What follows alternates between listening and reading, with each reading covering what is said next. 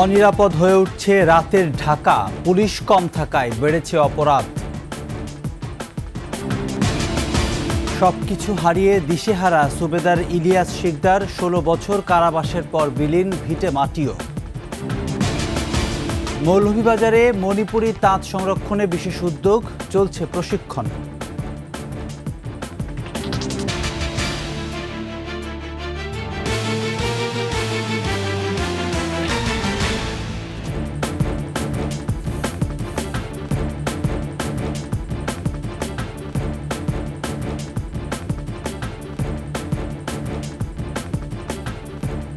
শুনছিলেন সংবাদ শিরোনাম। আমন্ত্রণ সকালের ২১শে সংবাদে, সাথে আছি আমি প্রণব চক্রবর্তী। দর্শক, ২১শে টেলিভিশনের সংবাদ একই সাথে সরাসরি দেখতে পাবেন আমাদের ফেসবুক পেজ www.facebook.com/2124 অনলাইনে। এছাড়া সাবস্ক্রাইব করতে পারেন www.youtube.com/21ETV চ্যানেলে। রাতে রাজধানীতে পুলিশ কম থাকায় অনিরাপদ হয়ে ওঠে মানুষের চলাচল, বাড়ে চুরি ছিনতাইয়ের মতো ঘটনা। রাতে আইন শৃঙ্খলা বাহিনীর তৎপরতা আরও বাড়ানোর দিকে নজর দেওয়ার কথা বলছেন সাধারণ মানুষ। মফিউর রহমানের রিপোর্ট। ব্যস্ত চঞ্চল দিনের ঢাকা রাতে অনেকটাই ফাঁকা হয়ে ওঠে, মানুষসহ যান চলাচল কমে আসে নগরীতে। তবু অনেককেই বিভিন্ন প্রয়োজনে চলাচল করতে হয় মোহময় নগরীর রাস্তায়। ছোট বড় যানবাহনের পাশাপাশি চলে পণ্য বোঝাই ট্রাক। অনেক মোড়ে রাত ১২টার পরে থাকে না ট্রাফিক পুলিশও, তখন রাস্তা পারাপার হয়ে ওঠে বিপজ্জনক। পাঠাও, উবার, সিএনজি কিংবা গাড়ি, সব যানবাহনের চালকরা বলছেন পুলিশ না থাকায় চুরি ছিনতাই বাড়াসহ অনিরাপদ হয়ে ওঠে রাতের চলাচল। পুলিশ না থাকার কারণে অনেক জায়গায় ছিনতাই আরও বেড়ে গেছে। এখন আগে যা ছিল এখন আরও এত দ্বিগুণ হয়ে গেছে। পুলিশ থাকলে আমাদের জন্য বেটার হয়। গলিতে আর যেমন বগাটে পোলাপান আগের থেকে অনেক বাড়ছে, চিন্তাই করে রাস্তাঘাটে মোবাইল নিয়ে যায়। এদিকে রাজধানীর বিভিন্ন এলাকা ঘুরে দেখা যায় বেশিরভাগ পুলিশ বক্সে পুলিশ নেই, কোনোটি বন্ধ, তালা দেয়া। মোহাম্মদপুর, মিরপুর, মগবাজার, শাহজাহানপুর সহ বিভিন্ন এলাকাতে টহল পুলিশের পরিমাণও একেবারে কম। অনেক এলাকায় একেবারে নীরব হয়ে পড়ে রাতের বেলা। এসব এলাকার বাসিন্দারা বলছেন পুলিশ ছাড়া অপরাধ বেড়েছে পাড়া মহল্লাগুলোতেও। পুলিশ ছাড়া তো অনিরাপদ মনে হবেই। আমার নিজেই তো সুরক্ষা দিতে পারবো না পুলিশ না থাকলে। আসলে আমরা যদি পুলিশ থাকে তাহলে তো পুলিশের কাছে হেল্প চাইতে পারবো, আশেপাশে থাকলেও। চুরি ছিনতাই এখন একটু বাড়ছে আগের থেকে, অবশ্যই পুলিশের ইয়াটা আর একটু বাড়াতে হবে, ফোর্সটা। আইন শৃঙ্খলা ব্যবস্থা আগের মতো তো আর নাই। এখন আইন শৃঙ্খলা ব্যবস্থাটা হয়ে গেছে এলোমেলো হওয়ার কারণে বিভিন্ন রকমের ছিনতাই, রাজানি, তারপরে বিভিন্ন ধরনের হয়রানি এগুলো বেড়ে গেছে। রাতের অপরাধ কমিয়ে আনতে আরও পুলিশ মোতায়েনের দাবি রাজধানীবাসীর। মফিউর রহমান, ২১শে টেলিভিশন, ঢাকা। অপরাধের স্বর্গরাজ্য রাজধানীর মোহাম্মদপুরে কমছেই না কিশোর গ্যাং সন্ত্রাস, প্রতিদিনই ঘটছে ছিনতাই। সম্প্রতি আসামি ধরতে গেলে কিশোর গ্যাংয়ের হামলায় আহত হন মোহাম্মদপুর থানা পুলিশের ৪ সদস্য সহ ৫ জন। পুলিশ এই ঘটনায় ১৭ জনকে গ্রেপ্তার করলেও ওই এলাকায় কাটেনি গ্যাং আতঙ্ক। এরশাদ আলীর ক্যামেরায় দীপু শিকদারের প্রতিবেদন।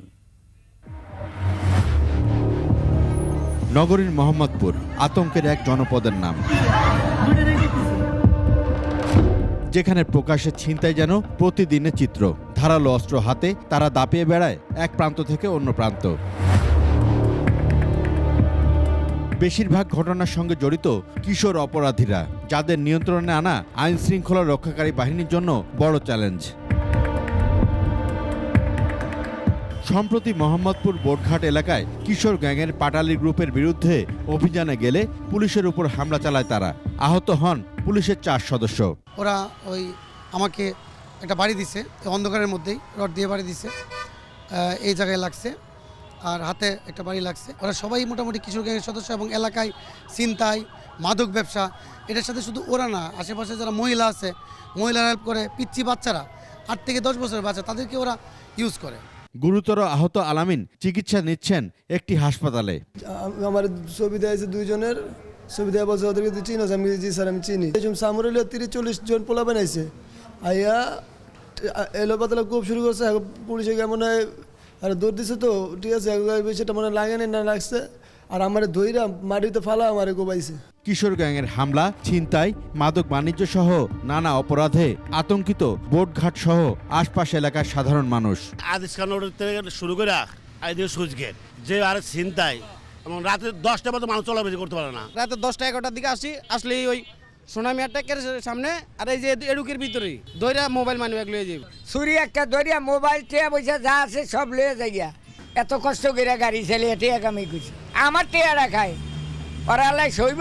তবে পুলিশ বলছে এই হামলা মামলায় জড়িত অভিযোগে গ্রেফতার করা হয়েছে 17 জনকে। প্লাটমেট বস্তি এই এলাকাটাতে আপনার ঢাকার পার্শ্ববর্তী একটি বিভাগের 2টা জেলার লোকজনই বেশি।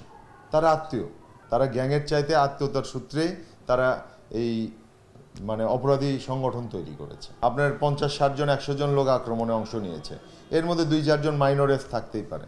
এদের বিরুদ্ধে অভিযান চালিয়ে যাওয়ার কথা জানান তিনি। যা আছে কিশোর অপরাধী কিছু আছে। দীপু শিকদার, 21 টেলিভিশন, ঢাকা। 16 বছর কারাভোগ শেষে এসে দেখেন নিজের বাড়ি নেই। আড়িয়াল খাঁ নদ কেড়ে নিয়েছে সবকিছু। বলছিলাম পিলখানা হত্যাকাণ্ডে বিস্ফোরক মামলার আসামি সুবেদার ইলিয়াস শিকদারের কথা। সবকিছু হারিয়ে দিশেহারা তিনি। মাদারীপুর প্রতিনিধি নজরুল ইসলাম পলাশের তথ্যচিত্রে ডেস্ক রিপোর্ট। সাবেক বিডিআরের সুবেদার ছিলেন ইলিয়াস শিকদার। পিলখানায় বিডিআর বিদ্রোহের হত্যা ও বিস্ফোরক মামলার আসামি হয়ে জেলে যান তিনি। 23 জানুয়ারি জামিনে মুক্তি পেয়ে আসেন নিজ গ্রাম মাদারীপুর জেলার শিবচর উপজেলার পশ্চিম কাকুরে। এসে এভাবেই খুঁজছেন নিজের বাড়ি, যেখানে তার জন্ম, সেখান দিয়ে বয়ে যাচ্ছে আড়িয়াল খাঁ। 2 ছেলে 1 মেয়ে ও স্ত্রীকে রেখে 16 বছরের জেল জীবন। ফিরে এসে চিনতে পারেননি নিজের সন্তানদেরও। বাবাকে ফিরে পেয়েছেন, আর কিছুই চাওয়ার নেই সন্তানদের।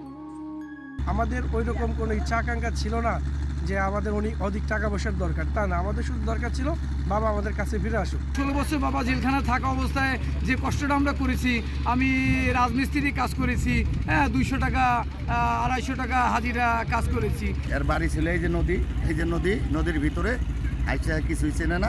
বিটিআরে চাকরি করতো, আমরা জানতে শরীফে দেখছি নিষ্কলিক লোক, উনি কারোর 2 পয়সা কোনো জায়গায় মারিয়ে খায় নাই।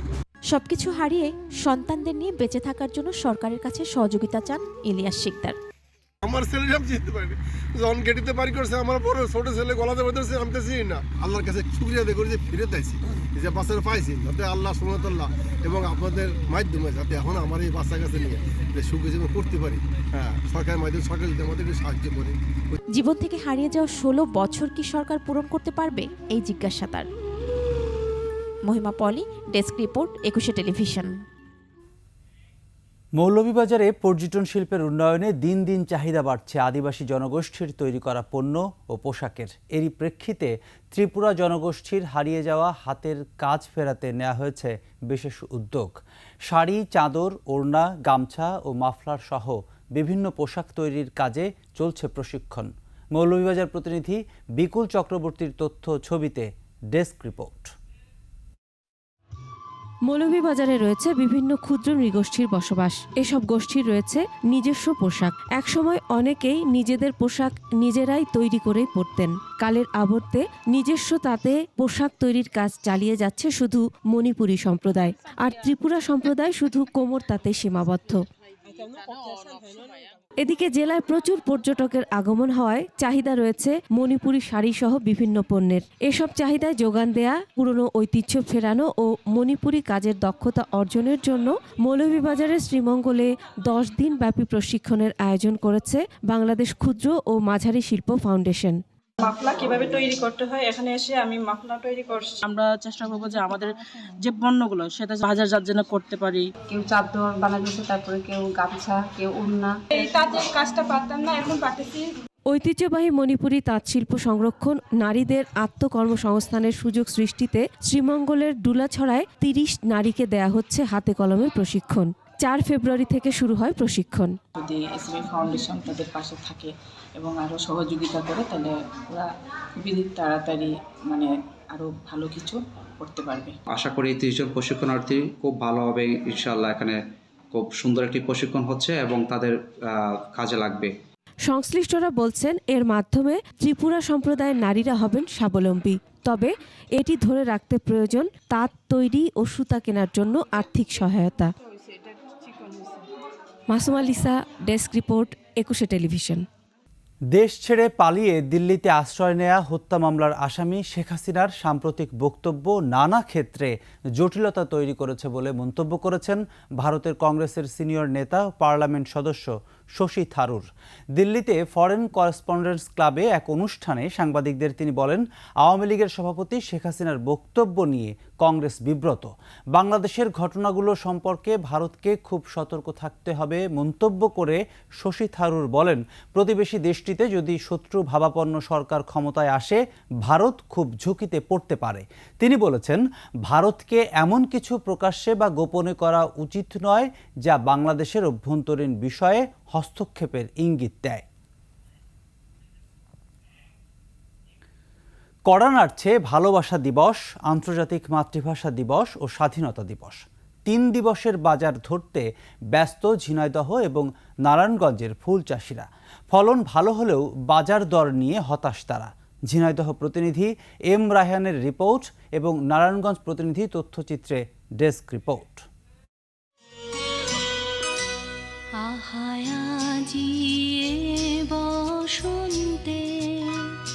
হ্যাঁ, বসন্ত একেবারে দোরগোড়ায়। শুধু বসন্ত নয়, আসছে ভালোবাসা দিবস ও আন্তর্জাতিক মাতৃভাষা দিবস।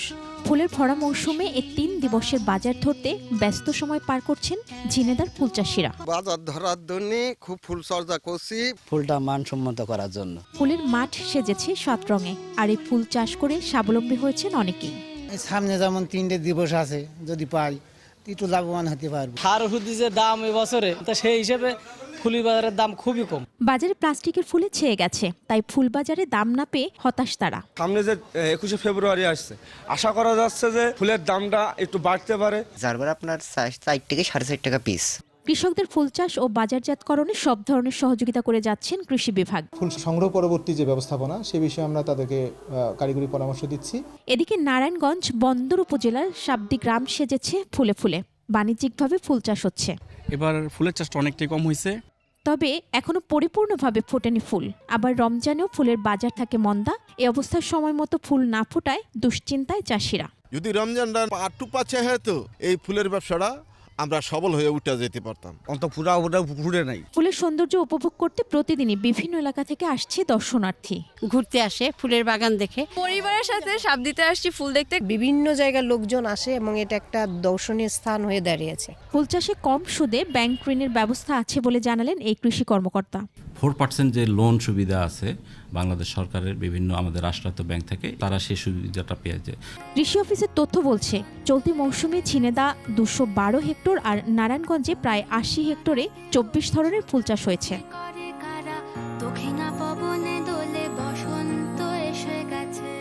মহিমা পলি, ডেস্ক রিপোর্ট, 21 টেলিভিশন।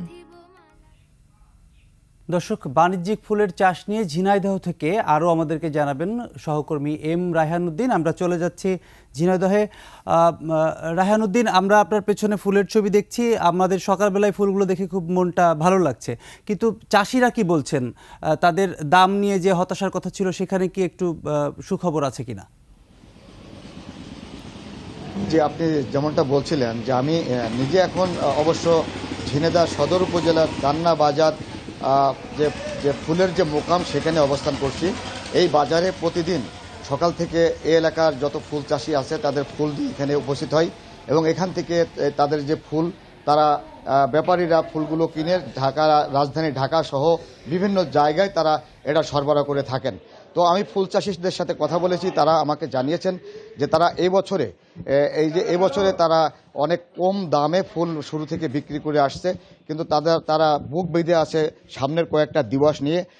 যে সামনে বিশেষ করে 14 ফেব্রুয়ারি বিশ্ব ভালোবাসা দিবস, তারপরে আছে 21 ফেব্রুয়ারি আন্তর্জাতিক মাতৃভাষা দিবস, তারপরে আছে আপনার 26শে মার্চ মহান স্বাধীনতা দিবস। এই দিবসগুলোতে তারা চড়া দামে যদি ফুল বিক্রি করতে পারে, তাহলে তারা যে এর আগে যে লোকসানের গুনেছে সেটা থেকে তারা পুষে আসতে পারবে। এছাড়া তারা আমাকে বলেছেন যে এই যে আগে থেকেই যারা ফুল কেন কম দামে বেচছে এর কারণ তারা আমাকে জানিয়েছেন যে বাজারে প্লাস্টিকের ফুল অনেকটা ছয়লাভ হয়ে গেছে। তারা দাবি করেছেন যেভাবে আজকে সরকার পলিথিন নিষিদ্ধ করছে সেভাবে প্লাস্টিকের ফুলগুলো যাতে বাজার থেকে নিষিদ্ধ করা হয়, তাহলে তারা কিন্তু এই ফুলগুলো তাদের ফুলের প্রতি ফুল প্রেমীদের অনেক আকৃষ্ট সেই একই ধরনের থেকে যাবে। আমি কিছুক্ষণ আগে কথা বলেছি আমাদের ঝিনাইদহ জেলার যিনি কৃষি কর্মকর্তা আছেন ষষ্ঠী চন্দ্র, তিনি আমাকে বলেছেন তারা ঝিনাইদহে যাতে ফুল চাষে আগ্রহ বাড়ে কৃষকদের সেভাবে তিনি কাজ করে যাচ্ছেন এবং তিনি তাদেরকে উদ্বুদ্ধ করেছেন, যার ফলে এবার ঝিনাইদহতে 212 হেক্টর জমিতে ফুলের চাষ হয়েছে এবং এই ফুল কিন্তু তারা এই ফুল শুধু গাঁদা ফুল না, ফুলের ভিতরে আপনার জারবারা, গোলাপ, চন্দ্রমল্লিকা সহ নানান ধরনের রং বেরঙের ফুল এখানে রয়েছে।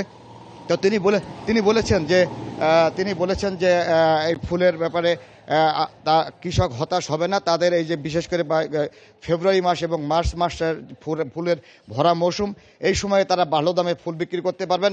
ঠিক ফুলের মতো করেই কৃষকের মুখে হাসি ফুটে উঠবে। এই ছিল আমার কাছে ঝিনাইদহ ফুল বাজারের সর্বশেষ। রায়হানুদ্দিন, ধন্যবাদ আপনাকে। দর্শক, ঝিনাইদহ থেকে বাণিজ্যিক ফুলের খবর জানাচ্ছিলেন সহকর্মী এম রায়হানুদ্দিন। এরই সাথে শেষ করছি সকালের 21 সংবাদ। যাবার আগে সংবাদ শিরোনামগুলো আরও একবার। অনিরাপদ হয়ে উঠছে রাতের ঢাকা, পুলিশ কম থাকায় বেড়েছে অপরাধ।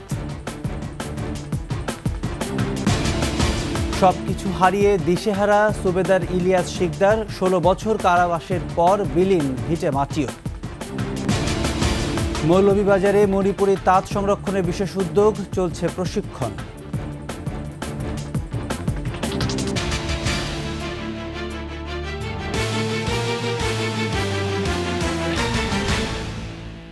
দর্শক, সর্বশেষ সংবাদ জানতে ডায়াল করুন 2021 নম্বরে আর ভিজিট করুন 21-tv.com এই ওয়েবসাইটে। ফেসবুকে ভিজিট করতে পারেন www.facebook.com/2124 অনলাইনে। এছাড়া সাবস্ক্রাইব করতে পারেন www.youtube.com/21etv চ্যানেলে। এতক্ষণ সঙ্গে থাকার জন্য ধন্যবাদ। পরবর্তী সংবাদ সকাল 9টায় দেখার আমন্ত্রণ রইল। 21-এর সাথেই থাকুন।